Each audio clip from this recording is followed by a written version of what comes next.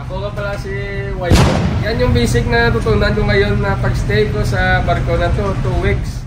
Yung mga natutunan ko dito sa barko, mga maintenance. At tinuturoan ako ng mag-operate ng freshwater generator at saka yung purifier. Okay, interview natin siya sa kanyang natutunan at kung ano ang trabaho niya dito. Shoutout nga pala sa pamilya ko dyan sa Iloilo. At dyan sa mati ko sa Malaysia. Alright! Alright, next! Magpakilala ka muna sa ating mga follower dyan. Ayan. Yes, sir. Ako nga pala si Whiter Castaneda, taga Iloilo. Paano mo nalaman na Ilonggo ako, wow? Sa pananamit ko 2 weeks pa lang dito sa barko. Bagong sampa sa dito barko. Yung mga natutunan ko dito sa barko, mga maintenance. Kung wala namang maintenance, maglinis-linis lang sa dito sa mga sulok-sulok sa mga engine room.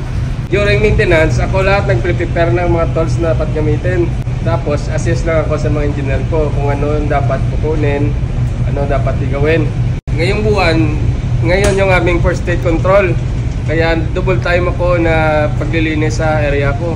Kaya ngayon, nagpipintura ako. Ito naman yung area ko na pipinturahan. Tapos na ako dito. At dito naman ako sa generator nagsisimula.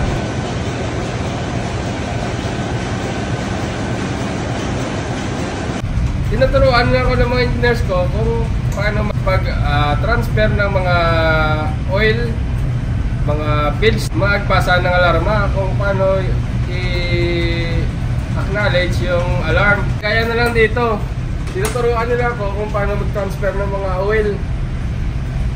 Kasi kung may maintenance sila, ako maiwan dito sa engine room, ako nagta-transfer.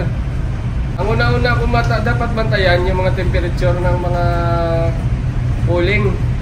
Kasi may mga exact temperature kami na dapat na dyan lang nakastay. And then, ang main control air inlet, dapat dito lang yan sa green.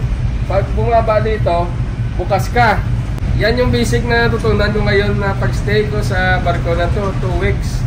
Ilang araw pa lang, at least meron ako natutunan. Naglinisin kami ng sewage.